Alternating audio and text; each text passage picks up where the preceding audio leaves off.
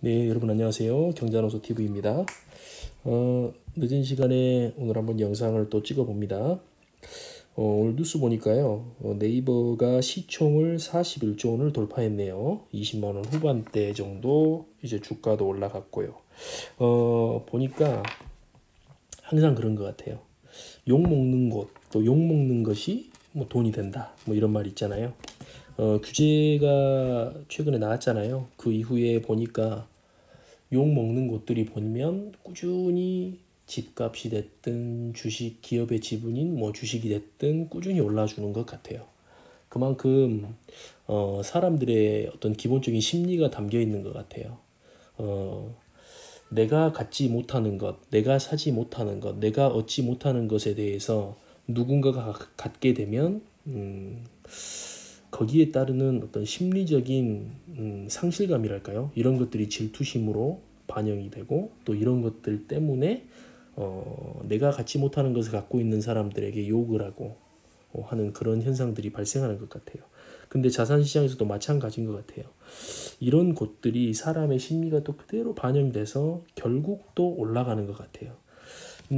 규제 나오고 나서 아마 전국이 불바다가 예상이 좀 되죠. 불바다라는 것은 붉은색 수치, 쭉쭉쭉 가격이 상승하는 그런 것을 이야기하는 건데요.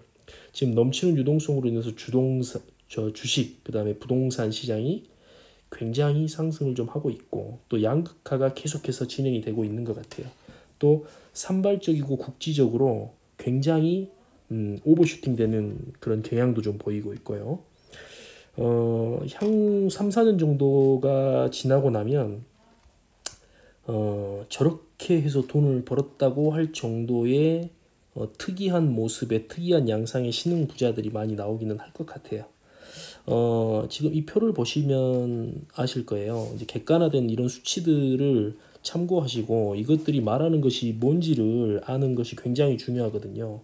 이게 4월 대비 5월에 서울 아파트 거래량 증가율을 나타낸 표거든요. 보시는 것처럼 5개 분위로 나눠졌어요. 3억 이하, 3억에서 6억, 6억에서 9억, 9억에서 15억, 15억은 초과. 이렇게 5개의 분위로 5분위로 나눴는데 보시면 딱 아시겠죠? 비싼 아파트부터 거래량 증가율이 굉장히 높다는 것을 알 수 있어요. 3억 원 이하가 19.5, 그 다음에 3억 원에서 6억 원이 6억 원대가 21.6%, 그 다음에 6억 원에서 9억 원대가 37.6%, 9억 원에서 15억 원대가 63.3%, 15억 원 초과가 75.8%에 달하네요. 이게 이런 걸 보고 굉장히 착각하는 분들이 많아요. 저게 진짜로 가능하겠냐라고 생각하는 사람들이 의외로 많더라고요. 이 안타까운 게 뭐냐면 내가 돈이 없다고 다른 사람들도 돈이 없을 거라고 착각한다는 거예요. 다시 한 번 말씀드려볼게요. 내가 돈이 없으니까 다른 사람도 돈이 없을 거라고 착각한다는 겁니다. 여러분들 주위에 보시면요. 의외로 현금 부자들 많고요. 뭐에다 투자를 해야 될지를 모르는 사람들이 굉장히 많아요.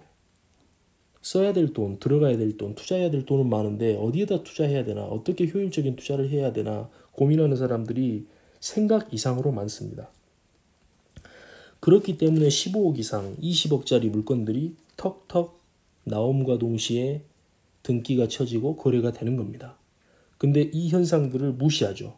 왜? 내 주변에 그런 사람들이 없기 때문이에요. 주식 투자해서 누가 돈 벌어? 부동산 이렇게 비싸졌는데 누가 사냐? 뭐 광주 부동산 이렇게 늘어가는데 그걸 누가 사겠어? 이게 내 주변에 부자가 없어서 그래요. 이런 사실들 때문에 조언을 못해요. 욕 들어먹을까 봐. 여러분들이 팩트를 명확하게 봐야 됩니다. 내 주변에 있는 게 다가 아니라는 사실을 명확히 아셔야 돼요. 의외로 현금 부자들도 많고요. 내가 어디에다가 투자해야 될지 고민하고 계시는 분들이 굉장히 많습니다. 이런 사실들을 좀 인지하시고 포기하지 않으셨으면 좋겠어요. 지금 당장 오늘 하루 내가 저금을 한 양만큼 또 투자한 양만큼 퇴직 후 노후에 내가 그 돈을 쓸 수 있다는 것을 아셔야 됩니다. 오늘 저금한 금액 이상 퇴직 후에 그 돈 이상 쓰지 못합니다. 그러니까요. 부지런히 지금 생산적인 연령에 계신 분들은 부지런히 모으시고 부지런히 굴리셔야 됩니다. 그리고 최종적으로는 원화를 하루라도 빨리 다른 어떤 자산으로 바꾸어 가려는 노력이 필요합니다.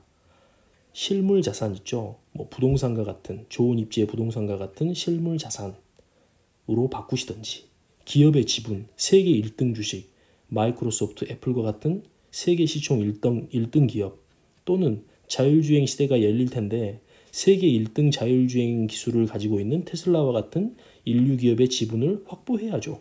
또 클라우드 있죠. 클라우드 기술, 미래 먹거리인 클라우드 기술의 1번, 또 유통의 1번이 될 아마존과 같은 세계적인 1등 주식을 사 모아야죠. 관계도 마찬가지가 아닐까요? 누군가와의 대화 속에서도 마찬가지죠. 누가 돈을 벌면 저 새끼 엄한 짓 해서 벌었을 거야, 쟤는 원래 금수저라 저렇게 잘 살 거야 등등의 부정적인 대화가 오가는 관계보다는 어떻게 저렇게 벌었지? 대단하다. 나도 저렇게 될 수 없을까? 우리도 한번 해보자. 뭐 이런 긍정적인 대화가 오가는 관계가 내 삶에 훨씬 더 도움이 될 거라고 믿습니다. 내가 발전하려면, 내가 한 계단 더 성장하려면 그런 발전적이고 긍정적인 사고방식, 또 어제보다 오늘 더 성장하는 삶을 살고자 하는 각오, 그런 진취적인 사람들과 관계를 맺고 삶을 공유하시기를 바랍니다. 사람의 좋고 나쁨을 이야기하는 것이 아닙니다. 내 삶을, 내 주변을 좋은 환경으로 개선시켜야만 된다라는 말씀을 드리고 싶은 거예요. 최근에 21번째 규제가 나왔죠. 너무 긴장하지 않으셨으면 좋겠어요. 이미 엎질러진 물이라면 신속하게 닦아내고 대응하면 될 일입니다. 사실 우리 구독자분들 중에 무주택자분들이 상당히 많으시죠. 그분들에게는 이번에 기회가 절호의 기회이자 옥석을 가려낼 좋은 기회입니다. 규제로 인해서 투자자들과 실거주를 목적으로 하는 무주택자분들의 경쟁이 누그러질 수 있게 되었기 때문이에요. 이게 그래서 기회가 되신다면, 아니죠, 이제 기회가 된다라기보다는 어떻게든 기회를 만들어야죠. 그래서 이번 기회에 청약에 도전해 보세요. 이제 광주도 재건축을 기반으로 한 일군 브랜드 아파트들을 제외하고는 쉽게 말하면 허접한 물건들은 미분양이 나올 가망성도 있게 될 겁니다. 역으로 말씀을 드려보면 좋은 입지의 일군 브랜드를 무주택자분들이 청약에 도전해서 당첨될 확률은 그만큼 높아질 수 있다는 얘기입니다. 왜요? 8월 이후부터 분양되는 단지의 경우에는 어떤 규제가 있죠? 입주시까지 전매가 제한되기 때문에 투자 수요들이 그만큼 다가서기가 어려울 것이기 때문이에요. 이런 것들을 잘 보셔야 됩니다. 이런 규제 하나하나들 나온 것들이 표면적으로만 그냥 봐버리면 안 돼요. 거기에서 나오는, 기사 속에서 나오는 의미가 어떤 의미인지를 명확히 아셔야 되는 겁니다. 아시겠죠? 자, 다음인데요. 연도별 국가 예산 규모를 좀 보세요. 늘 말씀드리지만 시중에 풀린 이 유동성, 이 기회를 잘 활용하셔야 돼요.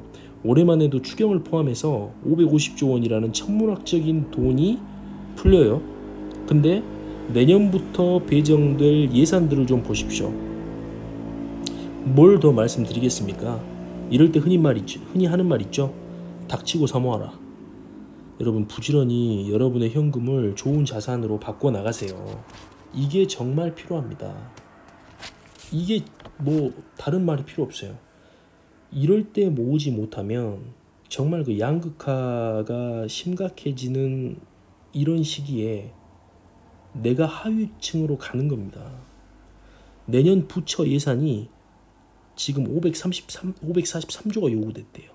그렇게 되면 4년 연속 6%대로 늘린 슈퍼 예산이 예고되는 거죠. 풀리는 만큼 그만큼 벌어들여줘야 되는데 그게 따라가지를 못하고 있어요. 빚잔치 하는 어떤 그런 모습이 좀 비춰지는데 뭐 그게 중요한 것은 아니고요. 그만큼 자산의 가치는 계속해서 상승해 갈 수밖에 없다는 이야기입니다. 부지런히 현금을 좋은 자산으로 바꿔 나가셔야 돼요. 현금의 값어치는 계속해서 떨어질 수밖에 없습니다. 돈이 그만큼 풀리는 만큼 돈의 희소성이 떨어지게 되는 거예요. 네, 그렇기 때문에 그 현금을 좋은 입지에 좋은 아파트도 좋고요. 기업의 지분인 주식도 좋습니다. 다음에 나올 한번 그래프를 보여드릴 건데요. 이게 뭐냐면 나스닥 그래프입니다. 나스닥. 2005년 대략부터 2005년부터 2020년까지였던 그 상승분을 보여주는 거죠. 순간순간의 등락은 있을지언정 장기적으로 투자했을 경우는 우상향을 그리는 모습을 볼 수가 있습니다, 여러분. 그래서 뭐 말씀드렸지만 좋은 아파트 좋고 기업의 지분인 주식도 좋습니다. 주식도 너무 걱정하지 마세요. 망하지 않는 기업의 주식을 매수하세요. 배당 받으시면서 꾸준히 사 모으는 겁니다. 걱정이 되시면 망할 걱정 없는 세계 1등 주식을 사 모으면 되는 거예요. 애플이 지금 시가총액이 1조 5천억 달러입니다. 하나로는요 약 1792조 원에 달합니다. 우리나라 대한민국의 코스피 전체 시가총액을 상회하는 금액이에요. 마이크로소프트는 세계 시총 2위의 기업이죠. 애플하고 1, 2위를 왔다 갔다 하면서 다투는 기업입니다. 마이크로소프트는 또 어때요? 시총이 1조 4,900억 달러입니다. 이런 기업들이 망할 수 있을까요? 쉽지 않을 겁니다. 학창시절에 공부 잘하는 상위 클래스 수준의 친구들을 보세요. 시험 성적 순위가 쉽게 바뀌던가요? 바뀌기 쉽지 않죠. 왜냐하면 1등은 1등 나름대로 자기의 클래스를 유지하기 위해서 계속해서 달리고 또 2등 마찬가지로 계속 달려요. 그래서 이 기업의 어떤 시총 순위도 산업의 어떤 흐름이 크게 바뀌지 않는 이상은 흔들리지 않습니다. 그렇기 때문에 좋은 주식들 꾸준히 사 모으면서 배당도 받고 스노우볼 효과도 누려보세요. 좋은 입지에 좋은 아파트 두말할 필요 없이 너무 좋죠.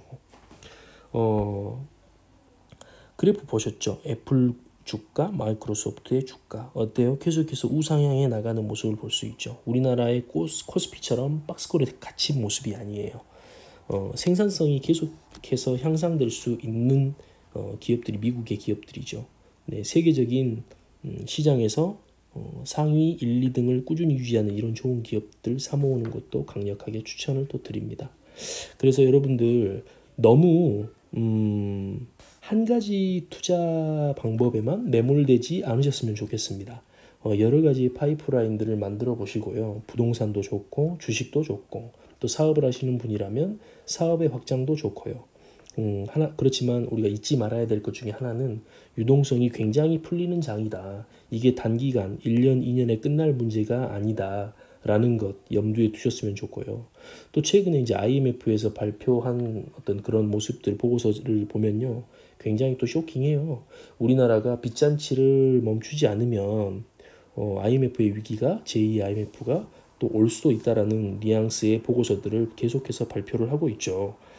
그래서 여러분들 어떤 그 포트폴리오도 다시 한번 구성을 해보시면 좋을 것 같고요. 또 리밸런싱도 굉장히 중요하니까 다시 한번 여러모로 자기 자산을 뒤돌아보시고 평가도 한번 해보시고요. 또 거기서 또 핵심은 무엇이냐. 어떤 위기가 왔을 때 흔들리지 않고 대처하기 위해서는 그만큼 순자산의 비율을 높이고 또 부채의 비율은 뭐 적정 수준, 내가 감당할 수 있는 수준으로 또 낮춰주는 것도 또 하나의 대안이 될 수가 있겠습니다.